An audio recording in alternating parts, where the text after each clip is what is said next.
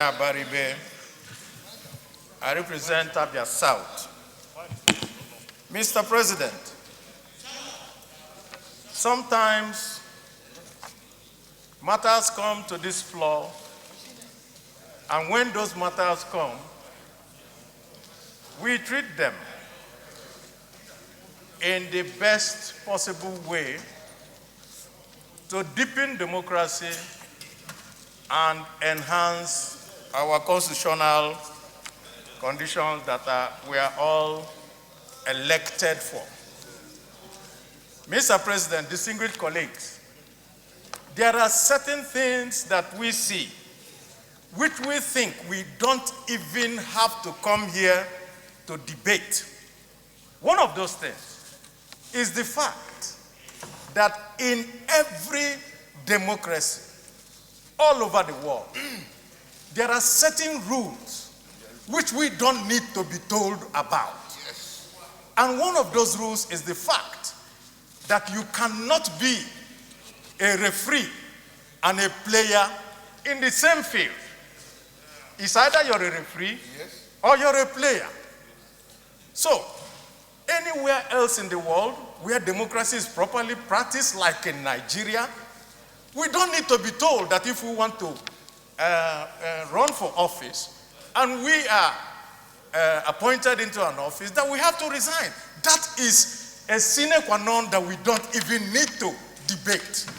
Yet, here we are today in Nigeria, and people think that they can sit in an office and contest an election and become candidates and continue to sit in that office until the date of election.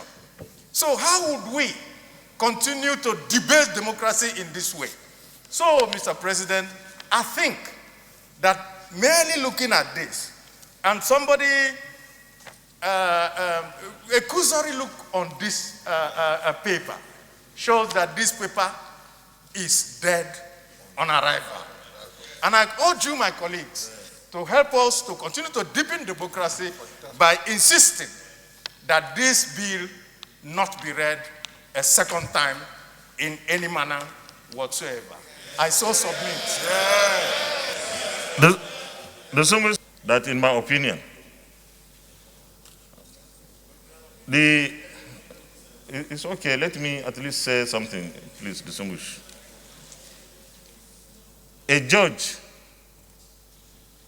ruled that the executive, the Attorney General, and the National Assembly, of course, he called out my name and that of the Speaker, should not tamper, use the word tamper, with the newly signed electoral law until due process is followed.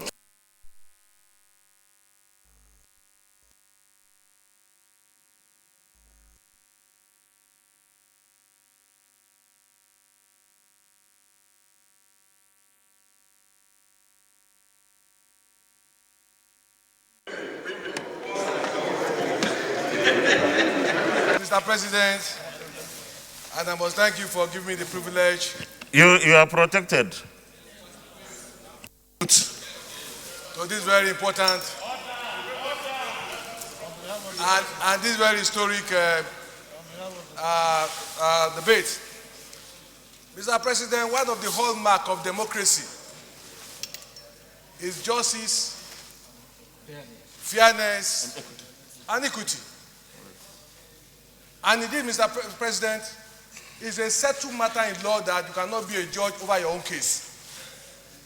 In any election, Mr. President, where people have the added advantage of holding executive power, either by proxy or directly, either by appointment, and for such people to have access to compete with others who came from the streets, I think it's an unjust society. Yeah. Therefore, Mr. President, I disagree with all the arguments emanating from your table on the need to reconsider a decision that already been settled. Mr. President, once again, I think I will stop you at this point because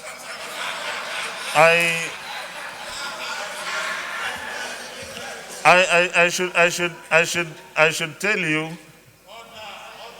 that the lead debate was read by the Senate leader.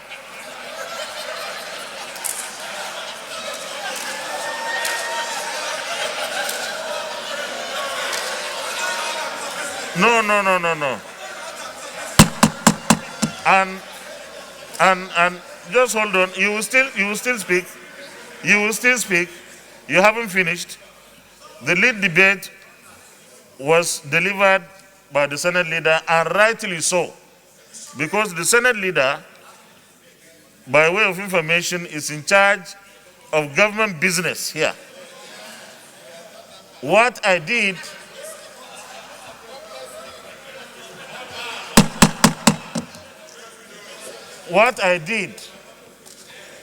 my comments, my remarks were what gave you the opportunity to be speaking now on this thing. Because initially, there was a point of order where we should not even talk about it. And I thought that is not the way to go. That we should talk about it in a very conclusive way. So you have the opportunity now to speak. And of course, just like the minority leader said, that there was no need to even talk about it. I wonder how people would have had his position if there was no need to speak. You can now conclude. Well, in concluding, Mr. President, let me just say that you're a good leader, because those days we were in the struggle together. Thank you. That looks more like it.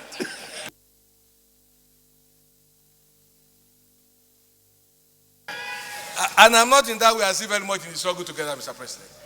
On a serious note, Mr. President, I think from the reaction of colleagues, the only option we have is for you to put the question and you get the response. The DSP.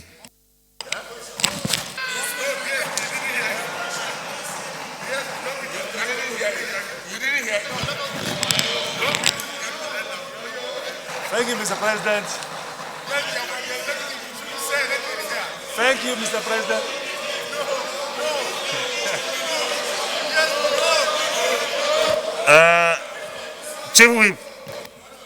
Chief Whip. Continue, DSP.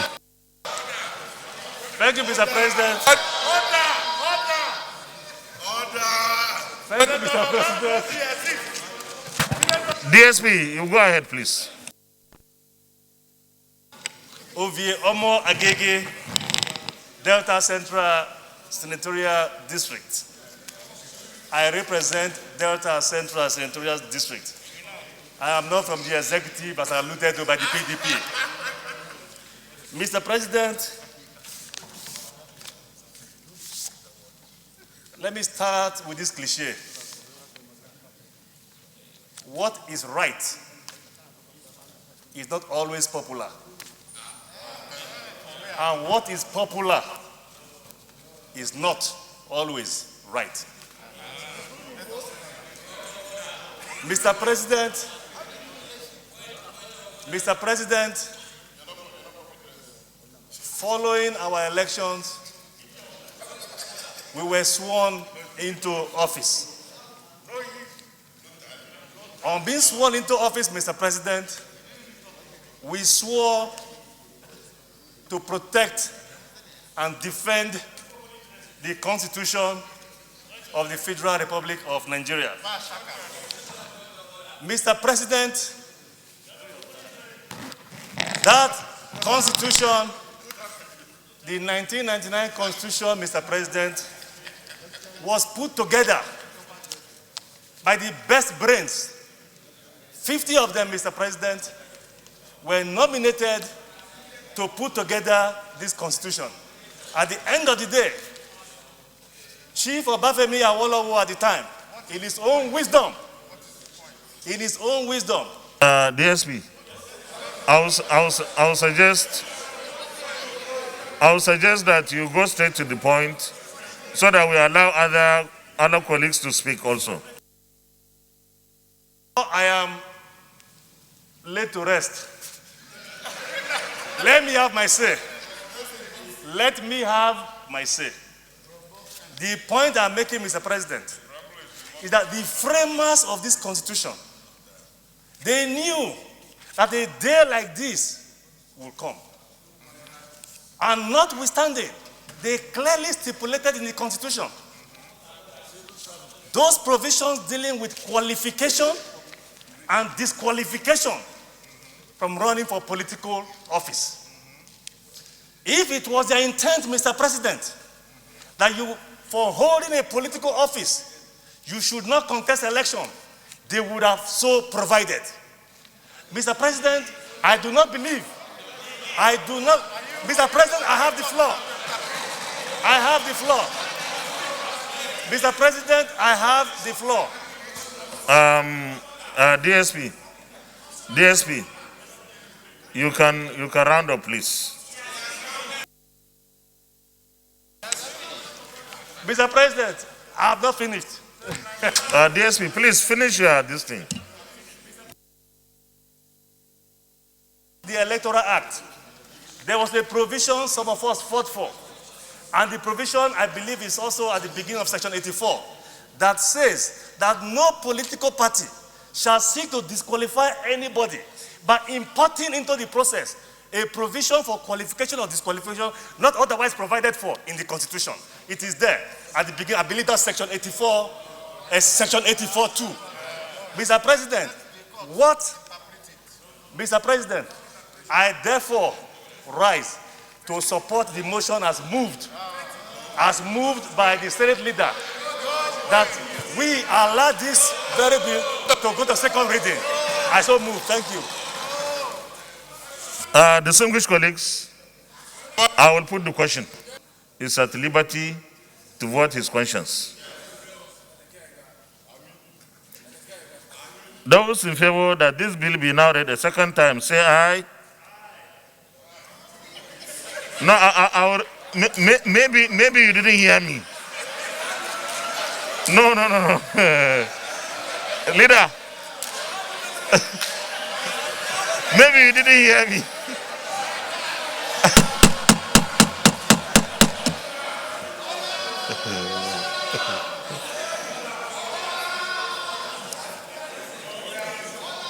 I think I will be more audible now.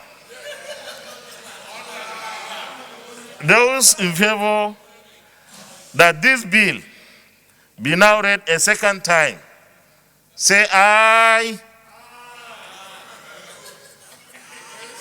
Those against, say nay.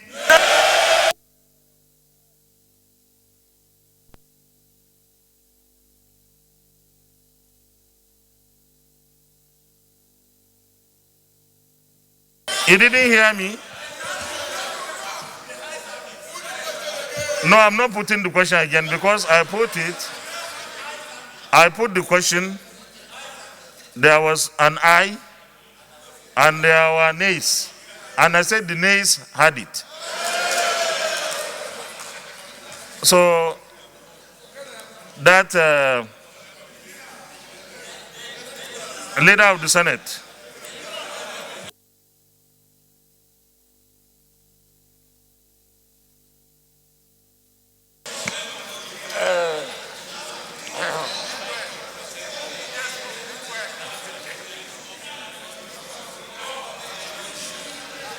Mr. President, my highly respected and distinguished colleague.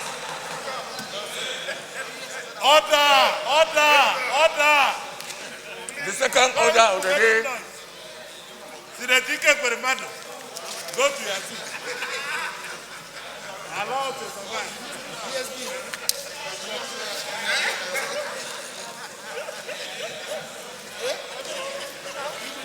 Order!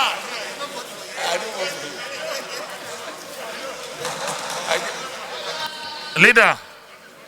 Leader of the Senate, please go ahead. I just did my job as leader of the Senate, leader of government business. Leader of the Senate. Mr. President, my highly respected and distinguished colleagues, the second order of the day, in the second reading of Federal College of Agriculture and Animal Science, Shagari, Sokoto State.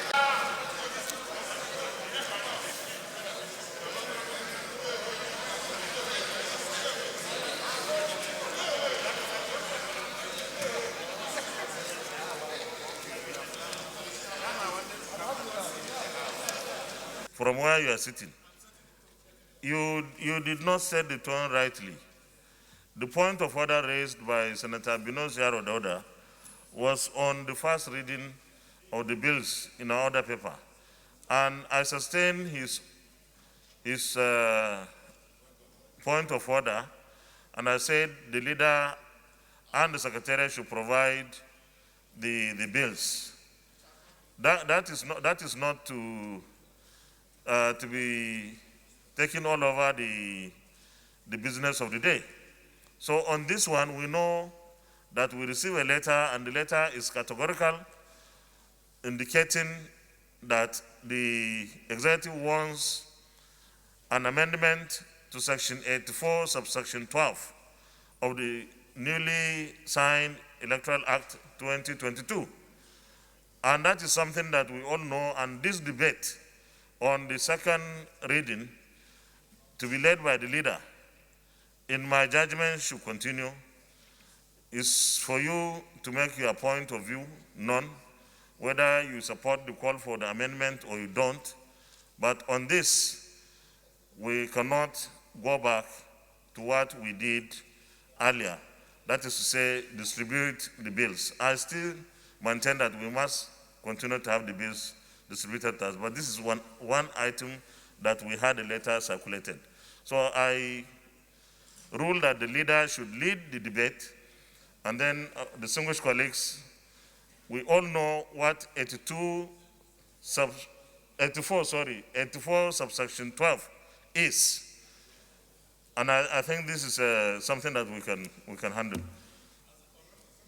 Thank you. Point of order, Senator Ali is at liberty to vote his conscience. Those in favor that this bill be now read a second time, say aye. No, maybe you didn't hear me. No. Leader, maybe you didn't hear me.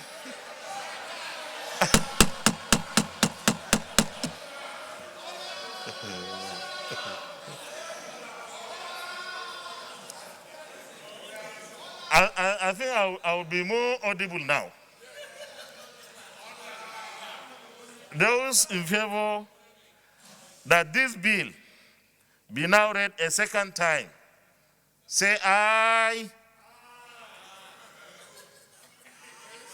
Those against, say nay.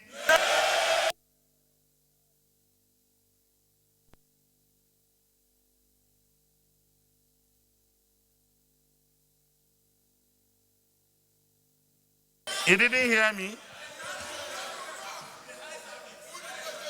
No, I'm not putting the question again because I put the question, there was an aye and there were nays. And I said the nays had it. So that leader of the Senate,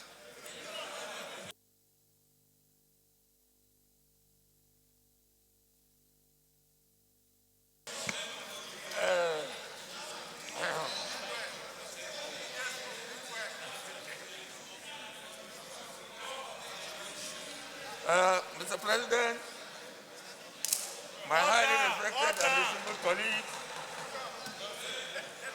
Order! The second order of the day. Go to your seat. Allow to survive.